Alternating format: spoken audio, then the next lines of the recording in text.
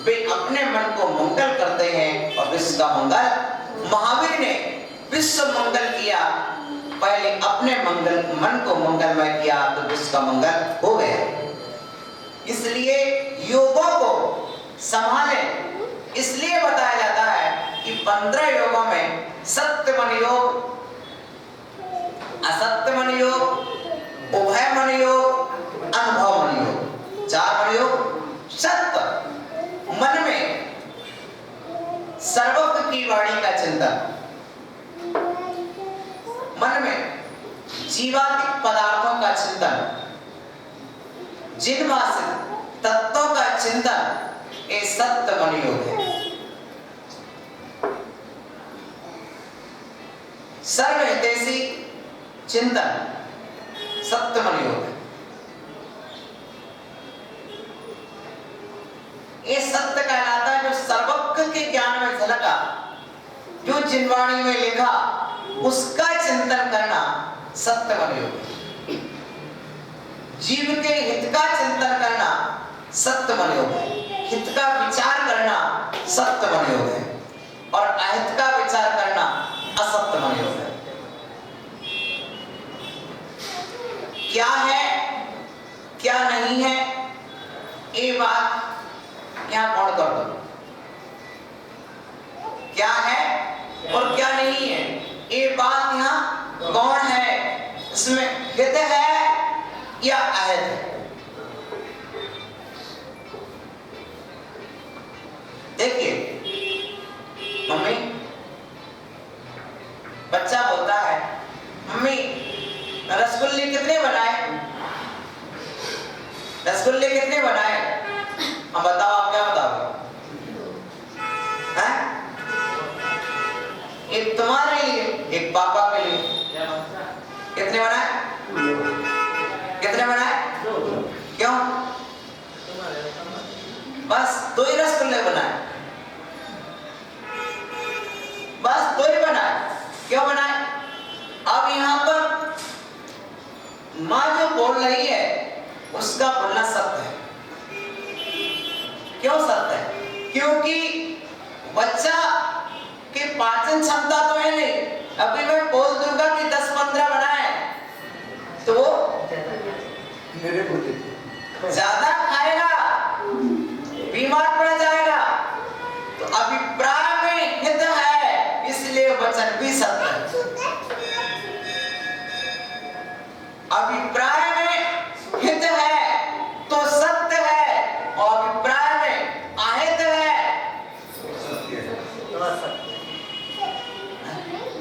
अभिप्राय में अहित की भावना है तो सामने वस्तु विद्यमान है और फिर भी असत्य है। समझ रहे हैं? सामने वस्तु है, सामने व्यक्ति है, लेकिन अभिप्राय हमारा अपवित्र है तो वह असत्य ही है। सामने कारण है लेकिन अभिप्राय हमारा अपवित्र है। अभिप्राय में हानि पहुंचाने का लक्ष्य है तो असत्य ही है। अभिप्राय में हानि पहुंचाने का अभिप्राय नहीं है। जिस अभिप्राय से धर्म की, समाज की, संस्कृति की, व्यक्ति की हानि हो वह अभिप्राय असत्य अभिप्राय। वस्तु है या नहीं ये बात की बात है, क्योंकि सर्वज्ञ भगवान ने सत्य से कहा है जो हितकारी हो। कैसा हो? हितकारी। यदि हितकारी नहीं है तो वह सत्य हो ही नहीं सकता है। हितकारी नहीं है तो सत्य नहीं हो सकता है। जब मैंने तो एक और एग्जाम्पल दिया आपको बच्चे के रसगुल्ले का, इस तरह अनेक चर्याएं आपके जीवन में होती हैं जिनसे हित नहीं है। उन बातों से परिवार को, परिवार के सदस्यों को या समाज को दूर रखा जाता है। कभी कभी आप कहां जा रहे हैं? बोलिए, कितने व्यक्ति आपसे पूछते हैं सफर में बतलाते हैं? लगता है कि इस व्यक्ति को बतलाना जरूरी नहीं है तो नहीं बताते, लेकिन बिना बात करें तो भी अच्छा नहीं लगता, तो कुछ ना कुछ बात भी करते हैं। तो अभिप्राय आपका गलत नहीं हुआ, अभिप्राय है कि स्वयं की सेफ्टी, ऐसा ना हम सही बतलाते हुए हमारा पीछा करें।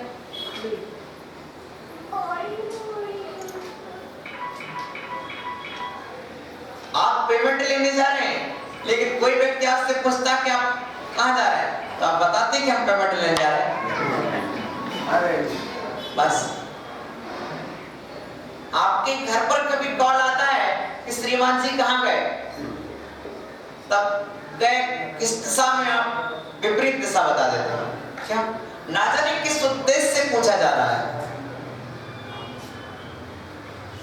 किस उद्देश्य से, किस अभिप्राय से पूछा जा रहा है, पूछने वाला प्रमाणित है या नहीं। इसलिए अप्रमाणित व्यक्ति के समक्ष भी सही नहीं बोलना चाहिए। यदि अप्रमाणित व्यक्ति के समक्ष सत्य बोला जाए तो सत्य भी असत्य की कोटि में आएगा। जो व्यक्ति हित नहीं जानता है, जिस व्यक्ति को आपके धर्म से, आपकी संस्कृति से, आपकी समाज से कोई लाभ नहीं है, कोई हित की भावना नहीं है, ऐसे व्यक्ति को सत्य बताना भी असत्य है। आपके शास्त्र में कुछ ऐसी बातें लिखी हैं, यदि आप बता दो अभी विरोध खड़ा होगा।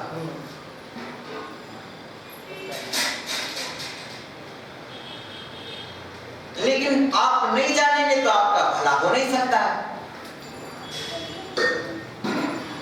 इसलिए सत्य को सबके समक्ष नहीं कहा जाता। द्रव्य क्षेत्र काल भाव, पूज्यपाद स्वामी ने कहा साधुसु वचनम सत्यम, साधुओं के बीच में ही बोलना सत्य है, सज्जनों के बीच में। असज्जनों के बीच में बोल देंगे तो प्रिय बंधुओं, इसलिए सत्य का मतलब ये नहीं कि विपदा और कष्ट को लाए, सत्य आपदाओं का संरक्षक है, सत्य विपदाओं से बचाने वाला है। लेकिन जब व्यक्ति बुद्धि नहीं लगाता है कि हित और अहित पर विचार ना करके, हित और उपादेय का विचार ना करके, मात्र हाँ हमने तो आंखों देखा, दिनेश भैया हमने तो आंखों देखा, कानून में हित की भावना बाढ़ होती है, कानून में तुमने क्या देखा, मात्र को सत्य होता है। ना वकील ने देखा, ना जज ने देखा, तुमने क्या देखा तुम बोल दो, तुमने क्या देखा तुम बोल दो। अब वहां पर अभिप्राय नहीं दिखाई देता है। यद्यपि जज कभी कभी अभिप्राय को पकड़ने की कोशिश करता है,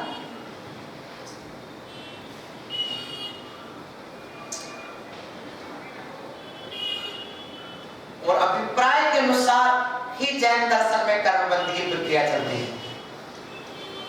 इसलिए सत्य और असत्य मनोयोग आया।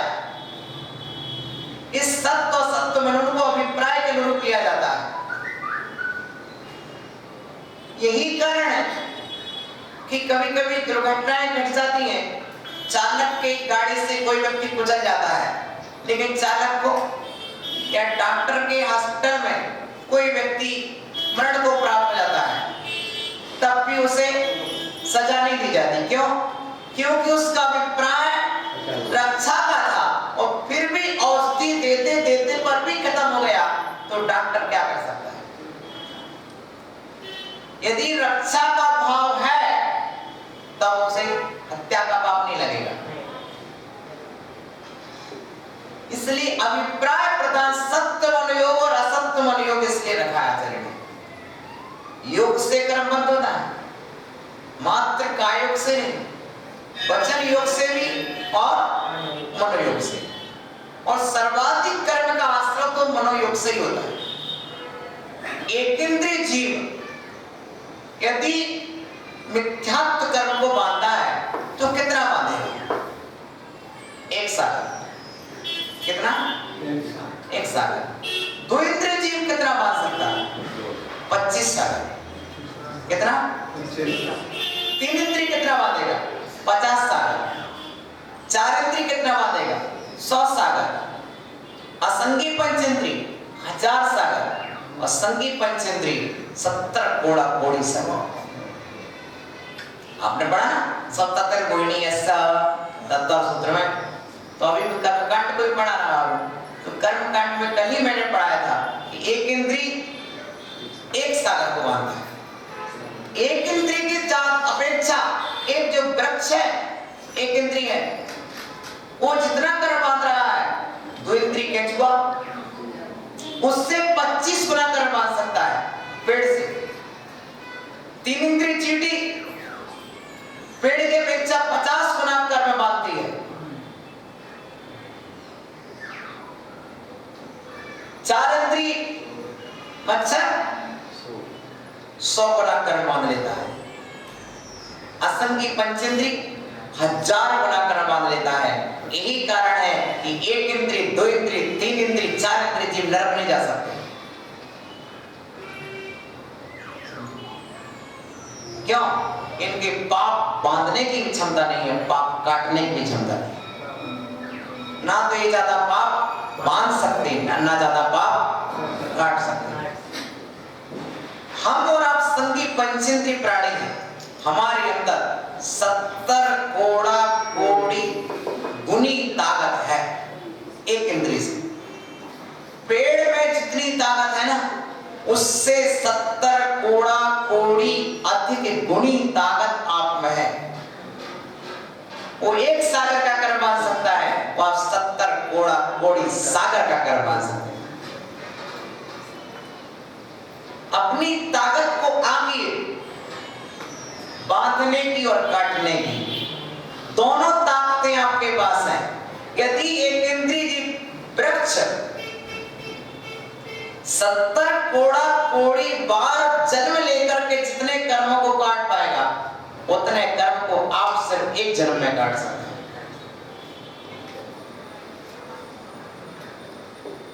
वो फिर भी नहीं काट पाएगा। इसलिए मनुष्य जन्म लिए बिना कर्म कटते नहीं है। माना देव स्वर्ग में रहते हैं, बहुत अच्छा है, लेकिन देवों का स्थान भोग के लिए तो है, कर्म काटने के लिए नहीं। कर्म काटने के लिए मनुष्य गति ही उत्तम है। इस तरह से हमने विषय देखा। ये विषय बहुत रुचिपूर्वक विषय है और प्रतिदिन बार-बार जब तक ही चलता रहेगा, जहां है वहां चलेगा। जिनवाणी मां निरंतर चलती ही चले, बढ़ती ही चले, ऐसी भावना के साथ ओम नमः दिव्या। आज अपने बीच में रायपुर से डॉक्टर श्रीमान शैलेश जी पधारे।